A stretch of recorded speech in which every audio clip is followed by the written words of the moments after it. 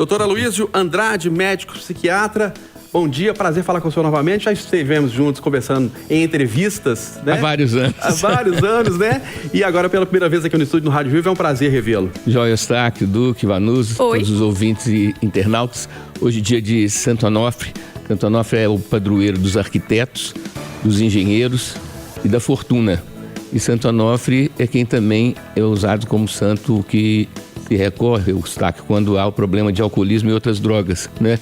Lembrando que nós temos substâncias que podem ajudar a pessoa que tem o desejo, que tem a intenção de diminuir ou de parar a bebida e outras drogas.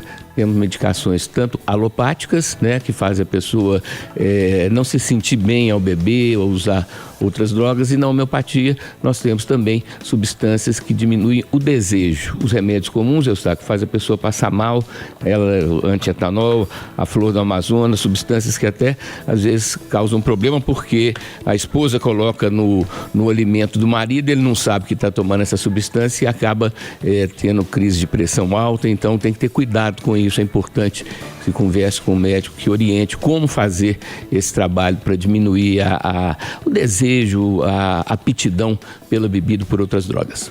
O mercado está escasso? Pois é. Ou opção, né? Na gíria de hoje dos jovens, né? As pessoas estão na pista ou não estão, né? E você acha que isso é gíria de hoje? Estão na pista? Não é da minha época, não. Ah, mas estão na pista, tu acha que não é gíria de hoje também não, meu gatinho? Não podemos esquecer o trauma, né? Tem os traumas também, né? Pessoa que teve namoros traumatizantes e que cria uma certa resistência, uma certa defesa, com o temor de que se repita novamente uma frustração. E a gente tem falado com os ouvintes internautas da Itatiaia que o grande problema, Vanuso, é que a gente projeta o nosso amor sobre essa pessoa que a gente está interessado e a gente vê nela algo que ela não foi nem vai vir a ser, né? A história do sapo e do príncipe traz muito isso. Para um bar, para um restaurante, assiste em casa, não é muito ligado em futebol, compra a camisa, só tá de amarela. Eu ia falar agora. É amarela. E a gravata tem um pouquinho de amarelo também, mas se empolga com a Copa? Olha, o grande problema meu é um trauma que tive quando o Brasil foi jogar a final contra a França, na própria França, e que nós, infelizmente, vendemos o jogo, né? Em 98. Aquilo ali, 98. Aquilo trouxe para mim uma sensação. E depois vimos, né, vários árbitros envolvidos, né?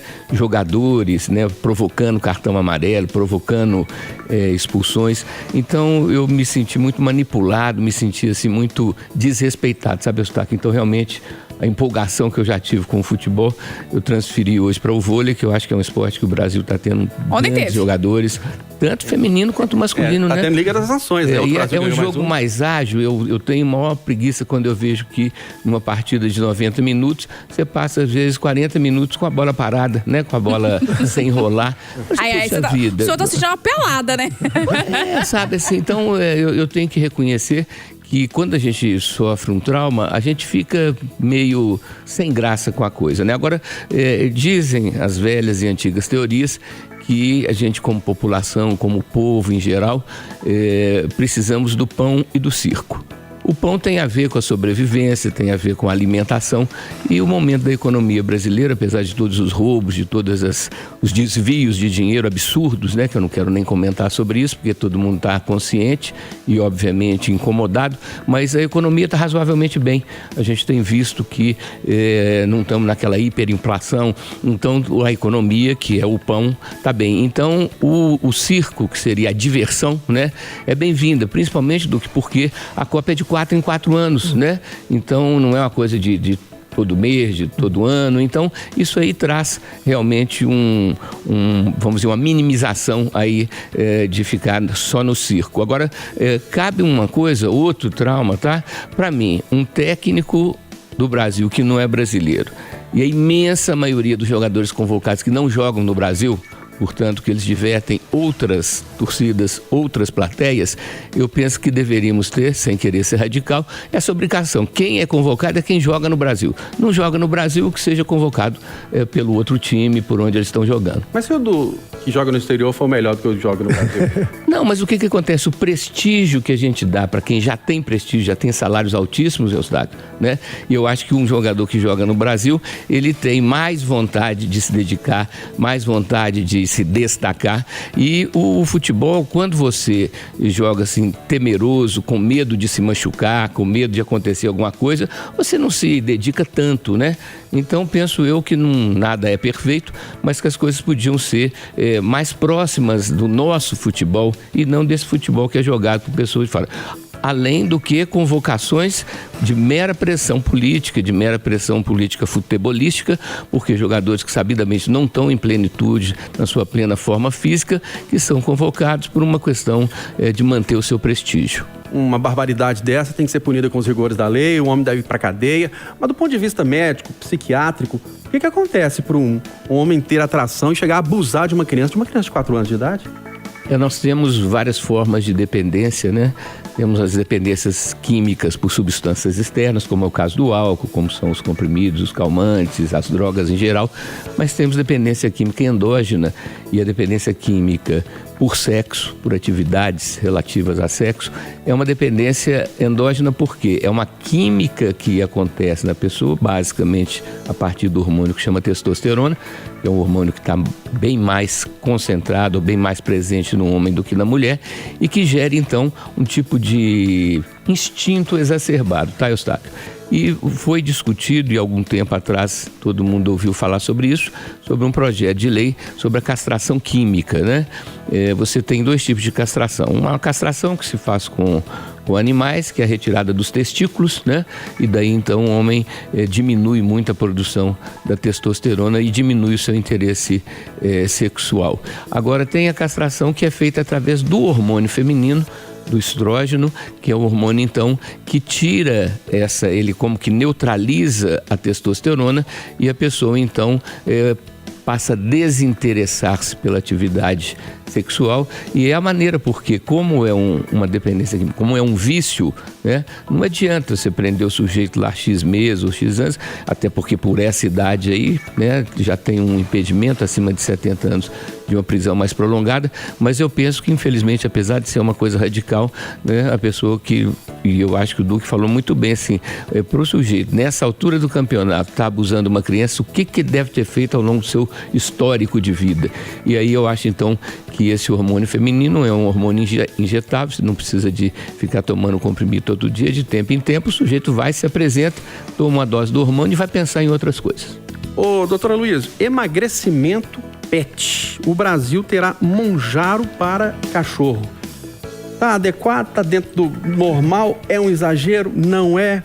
O cãozinho, o pet merece todo cuidado? Isso é, sem sombra de dúvida, né? Isso é certeza absoluta, Eustáquio. O que acontece, tem 2 fatores que trazem essa tendência ao cachorro, pet, né? Principalmente os gatos nem tanto, mas também que é o tipo de alimentação que é dado, né? Isso daí é um cuidado que o dono do cachorro, o dono do pet tem que ter.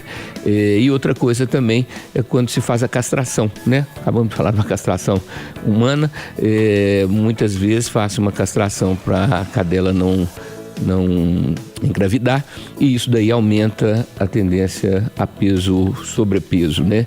E tem sim, sem dúvida nenhuma, a questão da idade também, que é um fator que pesa, que traz essa tendência. Agora, tem que ver se o medicamento não vai ser tão caro quanto o Monjaro né? Porque a questão do preço é completamente impeditivo, né? Então, do ponto de vista prático, a primeira coisa é o cuidado com a alimentação, não ficar fornecendo as tais guloseimas, né? Porque no cachorro também nós temos as papilas gustativas, que são as células da língua, que percebem o sabor. E 3 são sabores muito atraentes para as papilas gustativas, que elas não só gostam, como também tendem a acostumar, que é o sal, o açúcar e as gorduras. Então, quando você oferece alimentos muito processados, né, ou com muito sal, com muito açúcar, ou com muita gordura, o pet, ele se acostuma, ele quer aquilo, né? E muitas vezes ele não tem esse critério, né? Ele não vai ficar pensando, porque eles não têm a capacidade nossa de escolha, né? Então é o dono quem tem que ter esse cuidado. Mas eu acho que é justo, porque hoje o volume da população pet no Brasil é impressionante. Nós temos mais animais de estimação do que pessoas. e que esses animais também que estão abandonados aí na rua também precisam de um tratamento. Eu te digo que vai dar algum político em campanha. Aí vai trazer. E uma coisa interessante, eu sei que existe a veterinária homeopática, né? E os medicamentos homeopáticos dados para os cachorros, para os pets, eles levam muito em consideração as características da maneira de ser do proprietário, né? Que quando você cria um cachorro desde filhote, desde pequeno, é como se você tivesse a capacidade de impressioná-lo e trazer daí então uma identidade, uma semelhança, né? O Duque falou da questão de antidepressivo, de ansiolítico, né? Realmente, quando você tem, por exemplo, um exemplo clássico é o ciúme, né? Donos ou donas ciumentos, os cachorros fazem assim, quando chega alguém de fora assim, ameaçam, latem, ameaçam avançar, porque eles incorporam o modus operandi, a maneira de funcionar do seu dono. Por isso que a gente tem que pensar 2 vezes antes de aceitar de presente, que seja de presente, um cachorro já adulto, porque ele já vem com toda uma série de características de funcionamento, de modo de funcionar, que foi herdado do outro dono que ele teve inicialmente desde filhote. E doutora Luiz, tem receita para o relacionamento dar certo ou não dar certo? Pode estar seguindo aquela receita, não vai dar certo esse relacionamento. Vou começar com uma recomendação que aprendi com meu avô lá no tempo de menino em Ouro Preto. Falei assim: cada doido com a sua mania, em cada cabeça uma sentença. Isso. Então tem gosto para tudo, né? Mas a primeira coisa que eu acho fundamental, Eustáquio, é que haja um amor próprio, que haja uma autoestima na pessoa, que ela possa então buscar no outro um complemento e não um preenchimento do vazio que ela mesma é que tem que preencher. Isso é que faz o erro diagnóstico inicial, né? Feito eu disse, que você enxerga na pessoa uma coisa que ela não é, não foi e não vai vir a ser. É a projeção do seu amor. Então você tem que estar mais resolvido consigo mesmo para que o outro então seja um complemento, seja um acréscimo na sua vida e não o responsável por preencher a questão que é o amor próprio, que é a autoestima quem vai trazer essa sensação de plenitude, e daí então o outro vai ser um complemento. E é lógico que uma coisa fundamental é não deixar o relacionamento, gente, desgastar na repetição do cotidiano, né? Do bate-enxuga, vira e veste, aquilo que tira a graça das coisas.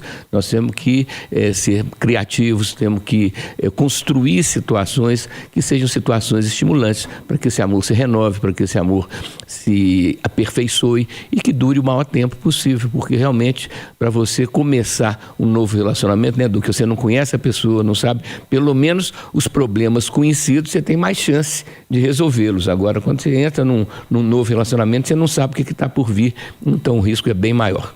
Exato, eu tinha acabado de sair daqui de fora, vim tomar um cafezinho, retornei, dei uma olhadinha na minha mãe. Quando eu saí, assim que eu pus o pé no corredor, eu ouvi o disparo. A partir daí foi bem que uma confusão. As pessoas ficaram muito assustadas, e aí começaram a falar do que se tratava, o policial logo já adentrou, né? Doutora Luiz, nesse caso específico, né, esse homem entrou, vamos dizer, em surto lá na unidade de pronto atendimento. É um surto mesmo, a gente pode explicar assim, é uma situação limite, que ele não conseguiu atendimento, acaba querendo se vingar ali. Como é que a gente pode explicar isso? É difícil a gente ser tão assertivo assim, dizer o que foi, né? Mas, de qualquer maneira, a doença esquizofrenia, quando ela é diagnosticada mesmo, quando ela está, como diz o outro, presente como doença, porque nós podemos ter sintomas psicóticos, tá certo? Sintomas de desequilíbrio mental sem ter uma doença mesmo. A doença, ela é crônica, ela é continuada e tende a piorar, né? A assistência psiquiátrica, ela é muito deficitária, né? Houve todo esse problema relativo aos maus tratos, aos portadores de transtorno mental. Isso fez, então, com que houvesse uma desassistência e que a gente, então, tenha que conviver com pessoas que são ameaça para si e para os outros, de uma maneira como essa que ocorreu, de precisar do guarda chegar a esse limite extremo de atirar, né? Obviamente que um guarda bem treinado, seja um policial militar, civil ou um guarda municipal, ele tem que ser capaz de atirar no lugar que você vai imobilizar a pessoa sem correr risco de morte, né? Então, que seria o quê? Basicamente nas pernas, né? Na parte principalmente do joelho, que daí o sujeito não consegue nem correr, né? Mas é muito lamentável a gente ter tantos que foram procurar um atendimento psiquiátrico e não conseguiram. Quer dizer, é uma falta de mínima assistência por parte da rede de saúde. Então, é o Aloísio A. Andrade, O telefone é o 319-9910-9855. E lembrando, Eustáquio, você falou muito de Santo Antônio, é o dia de Santo Antônio amanhã, padroeiro de várias cidades, inclusive lá de Rio Acima. E meu padroeiro também, que meu nome é Aloysio Antônio, fui honrado com esse batizado aí. E tem uma diferença que quando o menino Jesus está do lado direito do Santo Antônio, é o Santo Antônio casamenteiro ou relacionado à parte de amores e etc. E quando o menino Jesus está do lado esquerdo de Santo Antônio, ele é o dos milagres, é o que faz outro tipo de coisa e não tem relação com a questão de amor, namoro e casamento. Então o Santo Antônio é dublê, que ele tem essas duas funções.